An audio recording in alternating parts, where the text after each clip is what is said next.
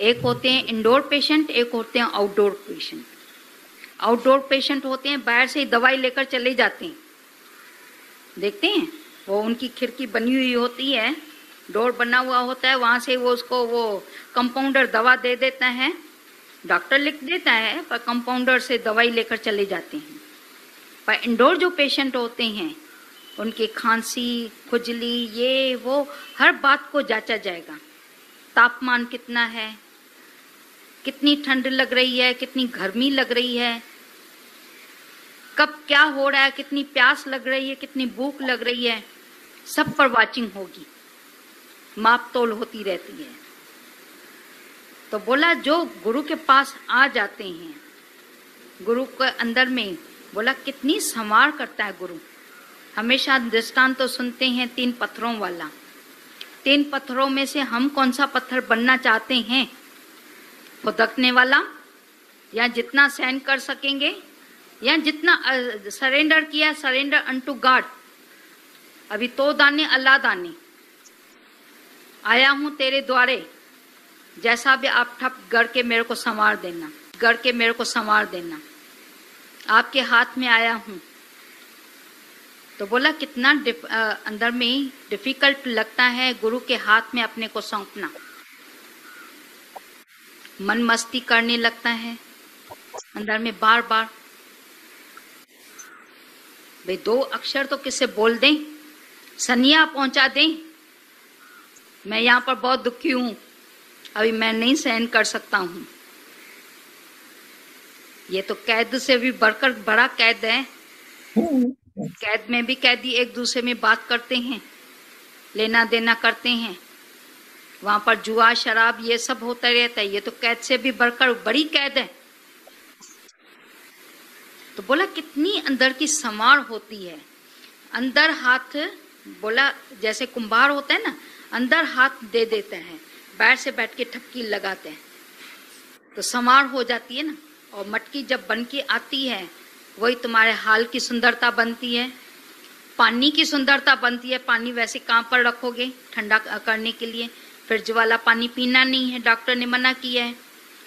गर्मी में कौन सा पानी पियोगे, फिर भी घड़े का पानी अच्छा होता है। वो घड़ा बना कैसे, कितनी ठप ठप करके, कितनी मार खा के वो बना, आपके तो घर में आ गया। कभी आपने मटके से पूछा है आपने कितनी मार खाई? उसके बाद रंग लगा, तभी तुम्हारे घर की वो शोभा बनता है। उसमें देखो फिर तुम लोग फ्लावर बना के डाल देते हो, फ्लावर पार्ट बनाते हो, जो भी जिसको जो जो चाहिए, रंग पेंटिंग वगैरह कर लेते हैं और भी शोभा बढ़ती है। वो एडिशन हुई, वो हो गई एडिशन। पर जब बनने के लिए हो गया, चाक पर बैठा, उस समय देखते हैं कितनी उसके ऊपर मारपीट होती रहती है, ठकाठुकी होती रहती है। एक मूर्त बनती है, मूर्त बनाने के लिए कितना उसको वो करना, कारीगर को हथौड़ी छेनी वो लेनी पड़ती है। जो चीज नहीं चाहिए उसको निकालता जाता है। गुरु के पास भी आते हैं, आए थे अणगड़े काठ, बुंड आए थे, जो खुद तो दुखी थे दूसरे को भी दुखी करने वाले थे। ऐसे बुंड आए थे सब।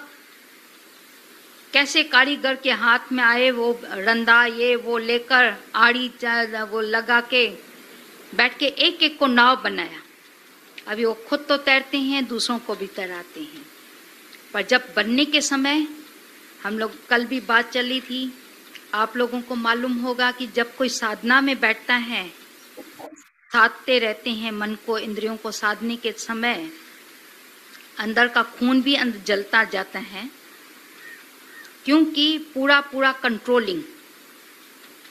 और व्यास मुनि की बताते हैं कि वो साधना में जब आया था, साधना से जब बाहर आया था, उसने उसको बोला कि भैया मेरी बहुएं विधवा हो गई है, अभी इनको बच्चा देना है।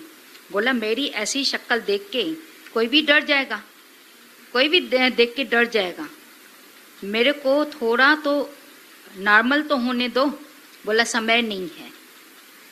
तभी देखते हैं एक पांडु, पीला पांडु पैदा हुआ, एक तो बिल्कुल सूरदास हुआ, धृतराष्ट्र उसमें से पैदा हुआ, क्योंकि उसका विकराल रूप देख के सब डर गए, साधना वाला रूप देख के सब डर गए। तो बोला इसी तरह से सत्संग में जब आते हैं, ये कितनी मन की साधना चलती रहती है। बाहर से तो गुरु कुछ भी नहीं छुड़ाता है, कुछ भी नहीं कराता है, पर हर एक के अपने साथ कितनी साधना लगी रहती है। 2400 घंटों ये अपनी साधना अपने साथ है। जब हम लोग सत्संग में आते थे, बिल्कुल पतले इतने, तो दादा भगवान को ही आकर कोई बोलता था, भाई आपके ज्ञान में तो इतने काले कलूटे पतले ये वो। दादा भगवान ने एक दिन उनको बोला कि इनकी ये साधना चल रही है, अभी नहीं आप लोग इनको बोलो कुछ भी। वैसे भी देखो, कोई भी अंदर में जब पेट में कीड़े होते ना, कीड़े होते हैं, जब दवाई मिलती रहती है अंदर दुबले पतले होते जाते हैं, क्योंकि अंदर के कीड़े मर रहे हैं। तो अज्ञान के जब कीड़े मरते हैं तो दुबला पतला सब ये अंदर का खून जलता रहता है। जब वो मर गए, अज्ञान के कीड़े मर गए, अभी तुम ज्ञान का खाना खाते जाएंगे, नरिशमेंट मिलती जाएगी, वैसे के वैसे हो जाते हैं, ताज़ा तवाना, बिल्कुल और भी फ्रेश गुलाब के फूल की तरह ऐसे खिले हुए। फिर नो मूड ऑफ, नो शिकायत, नो शिकवा, कुछ भी होता ही नहीं है, हमेशा स्माइलिंग फेस होता है। ये देखना अंदर में आप अपने को जांच के, अभी तुम्हारी कोई मूड खराब कर सकता है, ऐसा कोई पैदा हुआ है जो तुम्हारी मूड खराब करे, या आंख में से आंसू आने लगे। उस दिन दीदी ने बात कही, भाई तुम्हारे अंदर में कभी ऐसा आता है कि मैं सबके आंसू जाकर चुरा के आऊं और सुखा के आऊं? तो बोला चुराना तो फिर भी समझ में आता है, सुखाना माना क्या हुआ? चुराना माना थोड़े समय के लिए ज्ञान की बातें बता के चुरा लेते हैं। सुखा देना माना हमेशा के लिए उसको खुश कर देना, हमेशा के लिए देह से निकाल के आत्मा में खड़ा कर देना। जब आत्मा में टिक गए, अभी आंसू आएंगे। आंसू आए माना अंदर में कोई न कोई हमारे को चाहना है, कुछ न कुछ चाहिए, स्वार्थ है, तभी अंदर में से आंसू आते हैं। वो स्वार्थ पूरे नहीं होते हैं, इच्छाएं पूरी नहीं होती है, टेम्पटेशन पूरे नहीं होते हैं, तभी अंदर से आंसू आने लगते हैं। आई वांट समथिंग, वांट हमारी पूरी नहीं होती है, तभी no desire no disappointment, no desire no disappointment. Desire है तो डिसअपॉइंटमेंट भी आएगी, मेरे को कुछ चाहिए, अंदर में मूड खराब होती रहेगी। इच्छा अगर मेरी पूरी हुई तो प्रफुल्ल चौधरी के चांद की तरह, अगर इच्छा पूरी नहीं हुई अंदर में कुमला जाते हैं। लड़की का बताते हैं, गीता भगवान ने उस दिन भी बताया था, वो आती थी ऑफिस से मरी अधमरी होकर आती थी, यहाँ तक कि पानी भी दूसरे किसी को हाथ में देना पड़ता था, चाय नाश्ता सब उनको हाथ में देना पड़ता था। भाई रानी तुम खाली खुश हो जाओ, पर वो रानी खुश होने वाली नहीं थी, वो हर बात में से कोई न कोई नुक्स निकालने वाली। पर जब उसके बॉयफ्रेंड का फोन आता था या नीचे से आकर वो आवाज देता था, फलानी 1 सेकंड में इतनी बड़ी हील पहन के, वो रोज मेकअप ये वो करके, अभी तो अभी थी बोल रही थी मैं मर रही हूँ, अभी तो बिल्कुल ड्रेस पहन के नीचे उतरी। बोला वो पहले था ना, अभी थोड़ी, अभी मेरे प्रीतम का आया है, सनेहा आया है। तो बोला इसी तरह से जब हमेशा हमें लगे मेरे प्रीतम का सनेहा मेरे को आ रहा है, हमेशा कैसे रहेंगे? खिले खिले, ever ready, ever in mood, चलते हैं। अपने काम पर भी ऐसे आते हैं जैसे राजकुमार आता है काम पर, वो बैडमिंटन या कुछ हॉकी वगैरह खेलने जाता है, पसीना भी बहता है, पर अंदर में एक होता है ना, मैं खेलने जा रहा हूँ। इसी तरह से बोला ये कंचियां ये वो सब तुम्हारे को खेलने के लिए, बैडमिंटन की वो तो है, रैकेट्स तो है, वो वहां पर लगाओ, वो वहां पर लगाओ। डिपेंड करता है तुम्हारे व्यू पर, तुम्हारा व्यू कैसा है। व्यू है कि मैं खेलने जाते हैं, आजकल जाते हैं ना जिम में, फैशन हो गया है। अगर कोई जिम में नहीं गया, जिम में तुम नहीं जाती है, घर में 4 दीवारों में बैठी रहती है, घर का काम करती रहती है, पागल है क्या? मॉडर्न जमाने में आई नहीं है। आजकल का मॉडर्न जमाना है, 4 नौकरियां रख के जाकर सीधा जिम में जाने का। अपनी बॉडी तो बनाओ। अब ये बॉडी बनाते बनाते मन तो बनता ही नहीं है।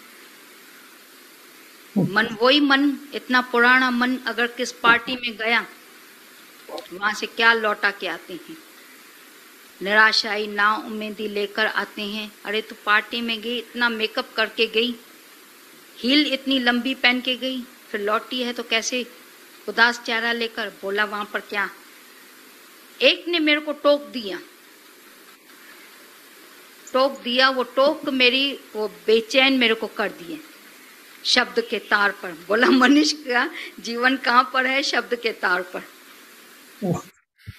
पर अशब्दी ब्रह्म पद में तन मन टिकाईंदासी। अशब्दी ब्रह्म पद, जहाँ पर कोई भी शब्द नहीं है, अशब्द मना है ही आत्मा का शब्द। ओम का नाद जहाँ पर बज रहा है, गुरु वहाँ पर टिका के खड़ा कर देता है। तो इन सब शब्दों से, इन सब बातों से कितना गुरु ऊपर उठा देता है। अंदर ही अंदर, बाहर से नहीं लगेगा कि न हाथ हथौड़ा लिया न कुछ लिया, छेनी हथौड़ी उनके हाथ में न देखी, पर कैसे कैसे वो बनाता जाता है। बोला गुरु के पास ऐसी दुनिया में तो देखेंगे मशीनें होती है बहुत सारी, पर गुरु के पास ऐसी मशीन है जो गुरु के पास आते हैं, जीव बन के आते हैं, भगवान बना के निकालते हैं। ऐसी ऊंचे में ऊंची मशीन है। तुम्हारे पास है ऐसी मशीन?